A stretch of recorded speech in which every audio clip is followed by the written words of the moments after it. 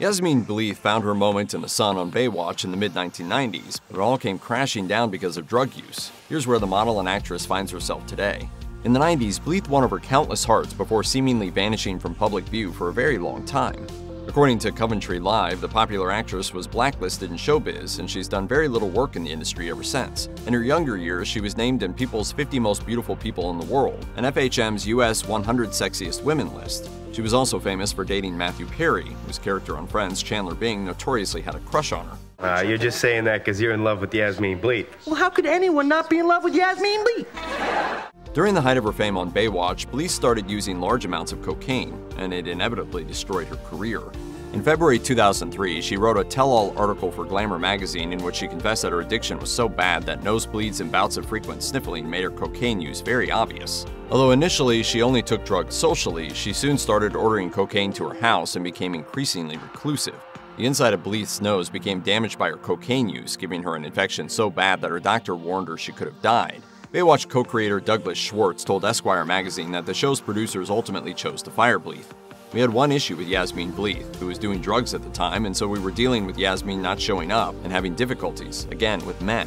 That's why we let Yasmine go off the show, because it was too difficult to deal with her after a while." Newsner notes that in 2000, Bleeth's condition got so bad that she fell ill and collapsed at a photo shoot for Glamour. She started attending rehab after that, but it took a traumatic accident for the actress to finally go straight. In 2001, she crashed her car while high and wound up in police custody.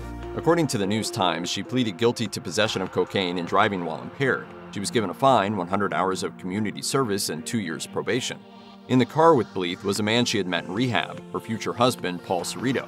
The accident was a catalyst for her to stay clean, and in 2002, the pair married in Santa Barbara, California. For the most part, she gave up on show business after her accident, although she did appear in Baywatch Hawaiian Wedding in 2003. After many years, Bleeth made a surprise reappearance for a role in the screwball mob comedy Whack the Don in 2021.